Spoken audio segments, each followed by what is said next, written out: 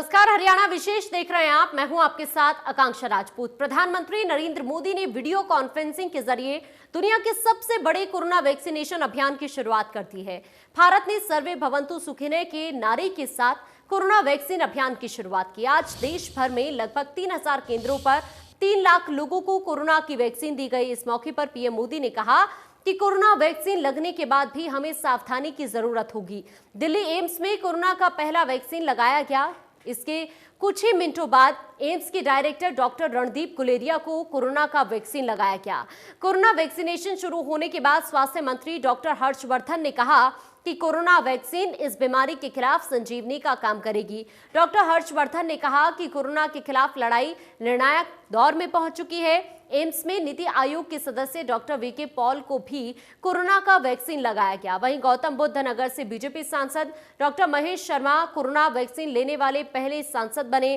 दिल्ली के मुख्यमंत्री अरविंद केजरीवाल और स्वास्थ्य मंत्री सत्येंद्र जैन भी दिल्ली के एलएनजेपी अस्पताल पहुंचे और कोरोना वैक्सीनेशन कार्यक्रम का जायजा लिया।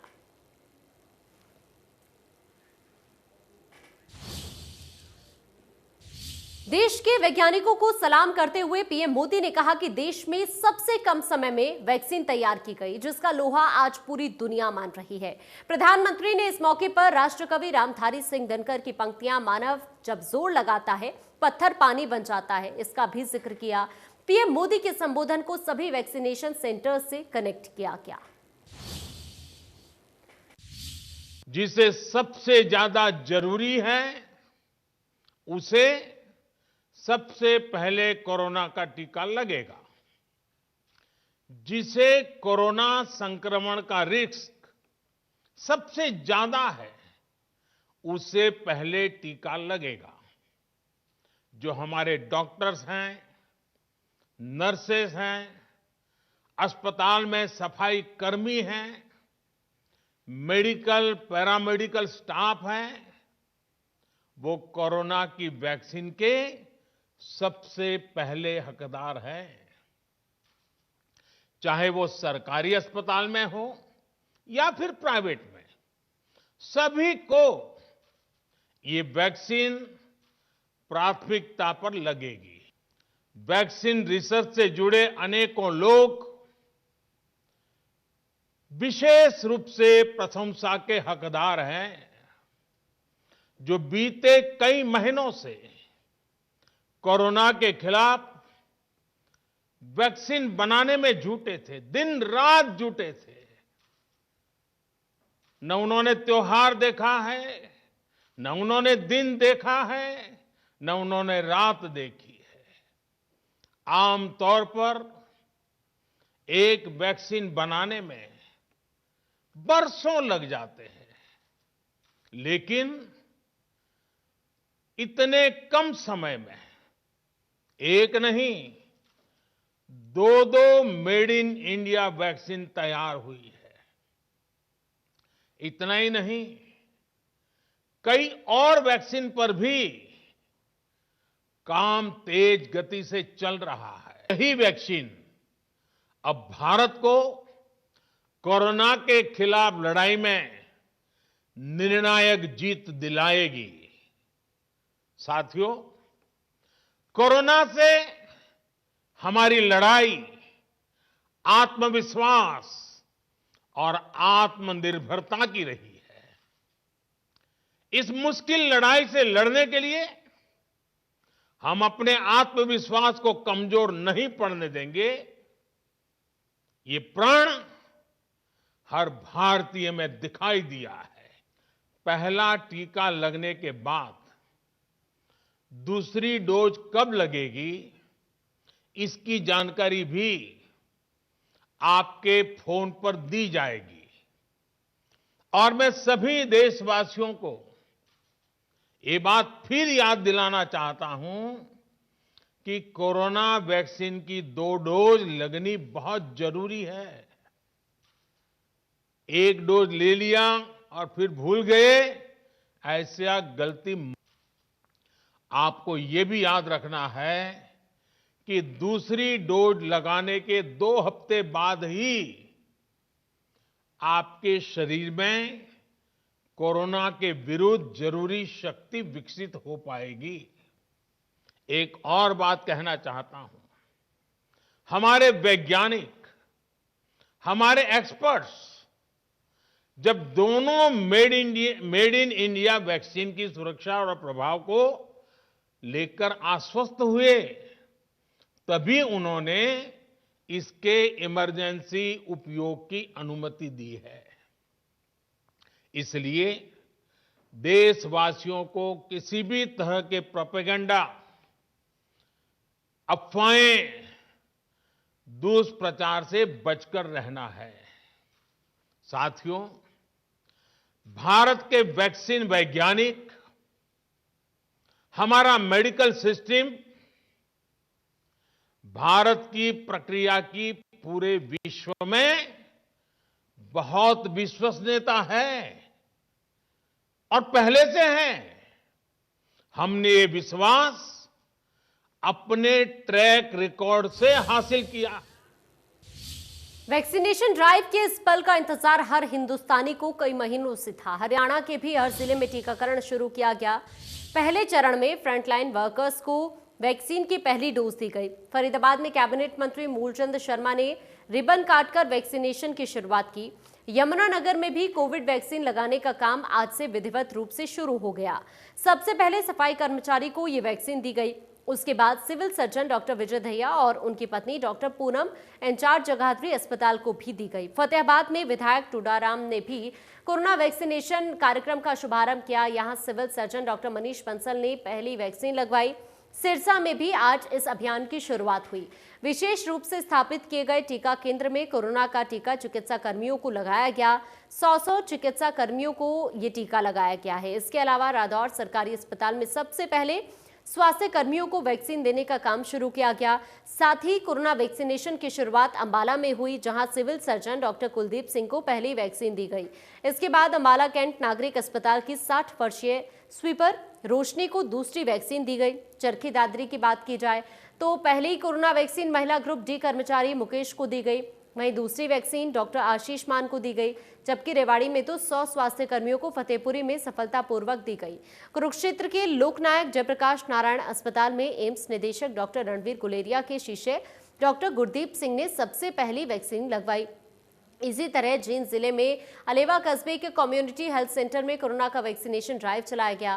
पहले कोरोना किट पर ओम और स्वास्तिक बनाया गया और फिर हेल्थ वर्कर्स को तिलक किया गया।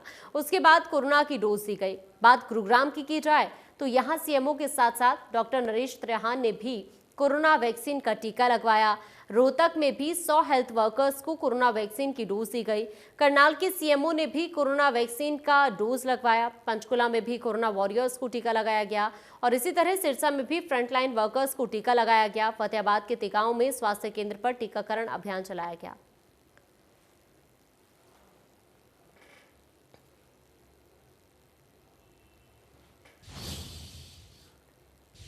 वहीं प्रदेश के सीएम मनोहर लाल ने टीकाकरण के शुभारंभ के अवसर पर वीडियो कॉन्फ्रेंसिंग के जरिए मेदांता, द मेडिसिटी, गुरुग्राम और राज्य के अन्य सरकारी अस्पतालों के कर्मचारियों से बातचीत की। टीकाकरण कार्यक्रम के पहले चरण के दौरान लगभग 2 लाख स्वास्थ्य कर्मियों को टीकाकरण का लाभ मिलेगा। प्रदेश में टीकाकरण कार्यक्रम 77 स्थानों के साथ शुरू हुआ, जो कि वीडियो कॉन्फ्रेंसिंग के माध्यम से मुख्यमंत्री के साथ जुड़े थे।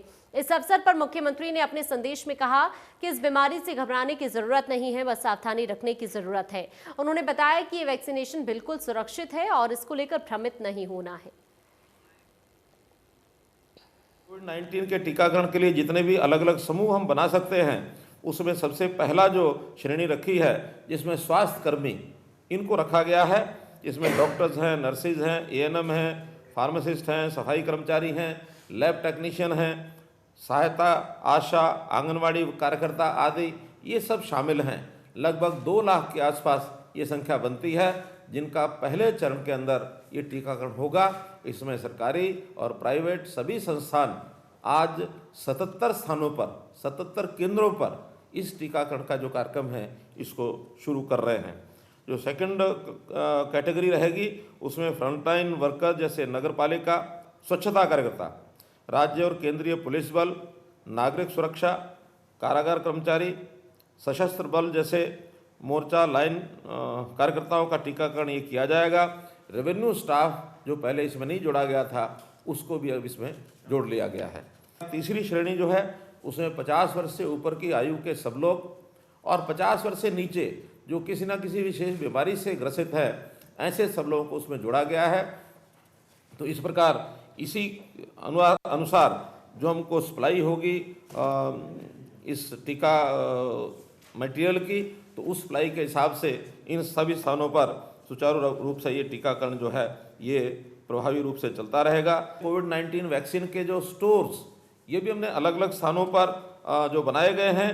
जो स्टेट लेवल का जो एक स्टोर बनाया है वो कुरुक्षेत्र में बनाया गया है और उसमें फिर आगे क्षेत्रीय जो इस प्रकार के स्टोर्स बनाए गए हैं रीजनल लेवल पर हिसार, रोहतक, कुरुक्षेत्र और गुरुग्राम, ये 4 सेंटर बनाए गए हैं। इसी में उल्लेखनीय बात एक ये है कि राष्ट्रीय स्तर का भी एक सेंटर जो सारे देश भर में कुल 4 बनाए हैं उसमें एक सेंटर नेशनल लेवल का वो करनाल में बनाया गया है, ताकि करनाल से जो नॉर्थ इंडिया को जिन जिन स्टेट्स में कोई सप्लाई करनी होगी बल्क सप्लाई, तो वो करनाल से ही हो सकेगी। ऐसे ही जिलों में भी जो वैक्सीन स्टोर हैं वो हर जिले में एक बनाया है। जैसे 22 जिलों में 22 ये सेंटर भी बनाए गए हैं।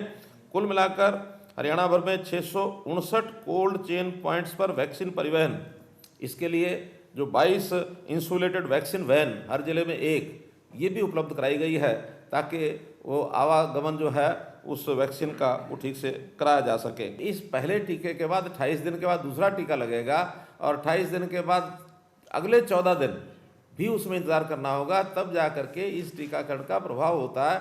कम से कम 42 दिन तक इस बात की सुनिश्चितता जरूर करनी चाहिए, सब सावधानियां बरतें। उसके बाद एंटीबॉडीज़ जो शरीर में पैदा होंगी तब ये कहा जा सकता है कि अब ये पूर्ण रूप से सुरक्षित हैं। लेकिन मुझे जानकारियां मुझे मिली हैं, हमारे डॉक्टर्स जो हैं वो इस बात को शायद तस्दीक करेंगे कि 42 दिन तक तो टीकाकरण के बाद भी सावधानी की आवश्यकता है।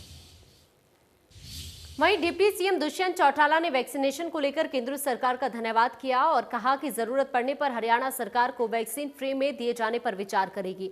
ग्राम सचिव की भर्ती रद्द किए जाने पर भी डिप्टी सीएम दुष्यंत चौटाला बोले। इसके अलावा किसान आंदोलन को लेकर भी डिप्टी सीएम ने विपक्ष पर जमकर निशाना साधा। केंद्र सरकार आज भी प्रोएक्टिव है। कल भी बैठक हुई है, दोबारा एक बैठक रखी है। स्टे के बावजूद भी किसानों से चर्चा करी जा रही है, विषय पर बात करी जा रही है। सुप्रीम कोर्ट ने भी एक कमेटी बनाई है। मैं तो स्वयं आज अखबार में देख रहा था कि एक सदस्य ने उस कमेटी से अपने आप को रिक्यूज़ किया है।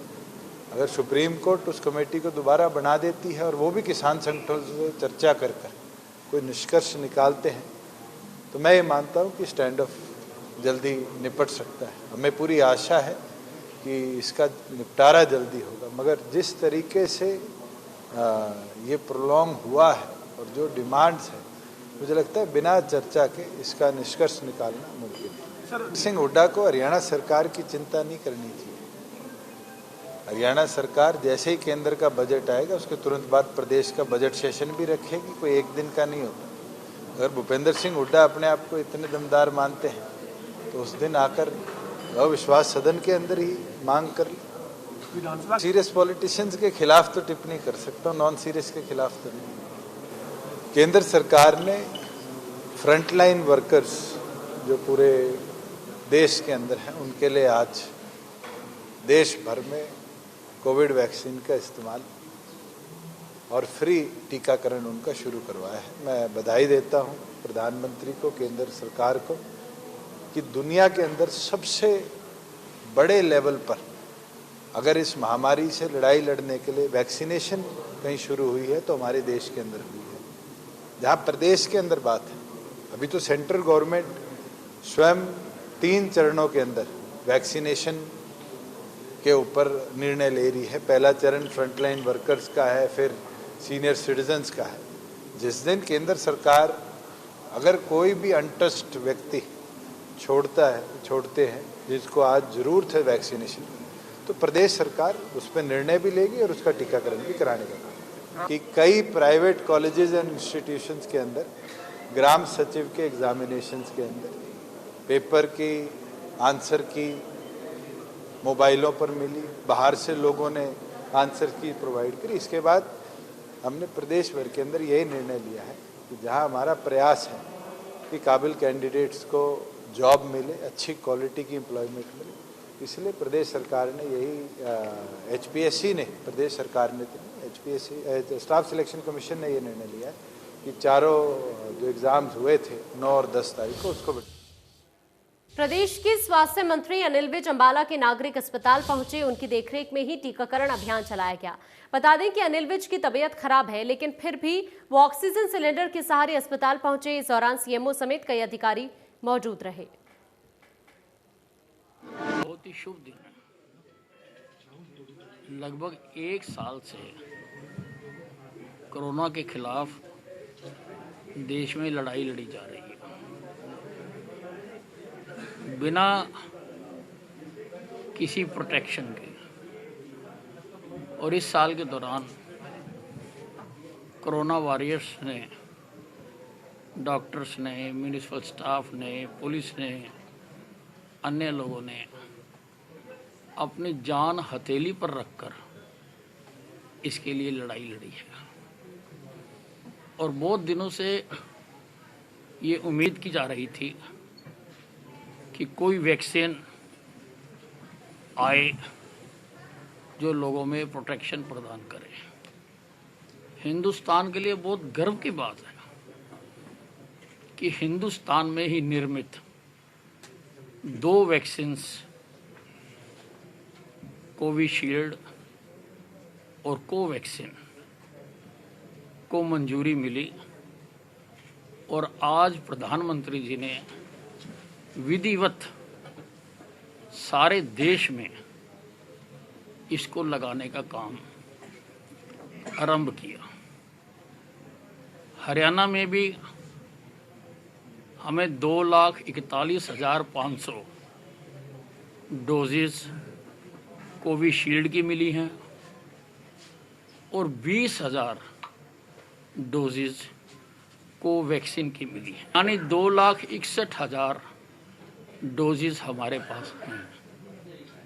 लगभग 1,30,000 लोगों को हम इंजेक्शन लगाएंगे, जिसमें हेल्थ वर्कर्स, पुलिस, सफाई कर्मचारी, इनको पहले लगाई जाएंगी। कुल 63 लाख लोगों को हमने लगानी है, जिसमें 50 साल से ऊपर की आयु के लोगों को भी लगाई जाएगी और 50 साल से नीचे जिनमें अन्य गंभीर बीमारियां हैं उनको भी बाद में लगाई जाएगी। आज हरियाणा में भी ये कार्यक्रम चालू हुआ है। हर सेंटर पर 100 लोगों को आज लगाई जाएगी और उसके बाद लगातार ये काम चलता रहेगा। पंचकुला में बड़े अधिकारियों की मौजूदगी में टीकाकरण अभियान चलाया गया। इस दौरान स्वास्थ्य विभाग के ACS भी मौजूद थे। उनसे बात की हमारे संवाददाता विपिन परमार ने।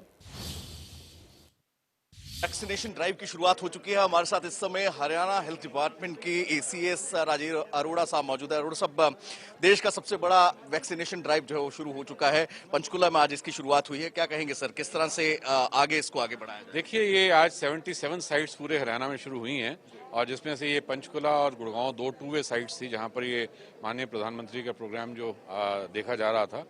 और सभी साइट्स के ऊपर टीकाकरण आज शुरू हो चुका है और सब जगह पर जो वैक्सीनेशन सप्लाई पहुंचाई जा चुकी है और जो स्टैंडर्ड प्रोटोकॉल भारत सरकार के द्वारा दिए गए हैं उसके मुताबिक ही ये टीकाकरण अभियान चलाया जा रहा है।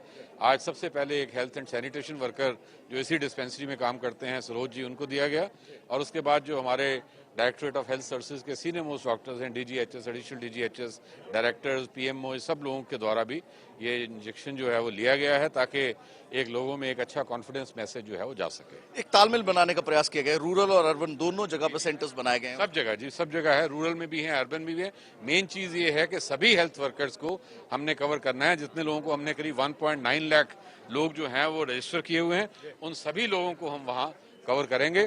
और उसके बाद हमारा जो दूसरे फ्रंट लाइन वर्कर्स हैं, पुलिस हैं, होम गार्ड्स हैं, सैनिटेशन वर्कर्स हैं, जो रेवेन्यू वर्कर्स कंटेनमेंट जोन्स में हैं, उन सबको भी हम इसमें कवर करेंगे, जैसा कि भारत सरकार से निर्देश दिया गया है। तो अतिरिक्त मुख्य सचिव हेल्थ सेक्रेटरी यहाँ पर हमारे साथ मौजूद थे, राजीव अरोड़ा, जिनका ये कहना है कि हर उस हेल्थ केयर प्रोवाइडर, उस व्यक्ति को जो है रीच किया जाएगा, उसको इंजेक्ट किया जाएगा, जो कि कोविड के समय में जो है लगातार फ्रंटलाइन पर जो है वॉरियर बनकर जो है डटा रहा।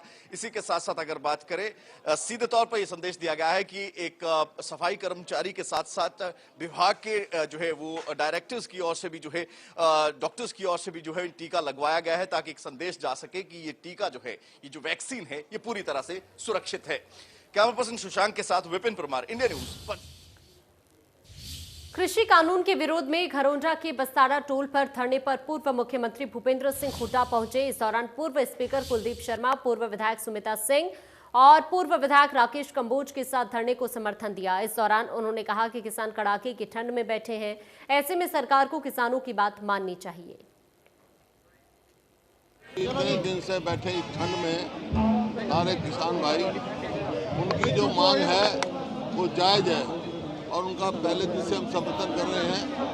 और कल जो वार्ता हुई 19 तारीख रखी है, मेरा सरकार से बार बार आग्रह है कि ये कानून जो है वापस ले, क्योंकि ये किसान विरोधी कानून है।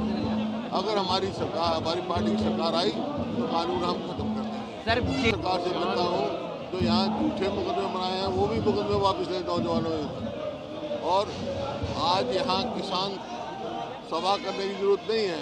अगर बीजेपी को चाहिए, बीजेपी की सरकार है, दिल्ली में बैठ के केंद्र सरकार को प्रभाव डाल के उसको कहे कि कानून वापस ले। हमने मांग की है राज्यपाल को भी, वहाँ पे आपको पता लगेगा जब अविश्वास प्रस्ताव आएगा तो कई चेहरे बेनकाब हो गए, तो यहाँ समर्थन कर रहे हैं वहाँ भी समर्थन करें, तो ये पता लग जाएगा उससे अविश्वास प्रस्ताव से कौन किसानों के साथ खड़ा है और कौन। राज्यसभा सांसद दीपेंद्र हुड्डा शाहजहांपुर बॉर्डर पर किसानों को समर्थन देने पहुंचे। इस दौरान कांग्रेस के 6 से ज्यादा विधायक भी उनके साथ रहे।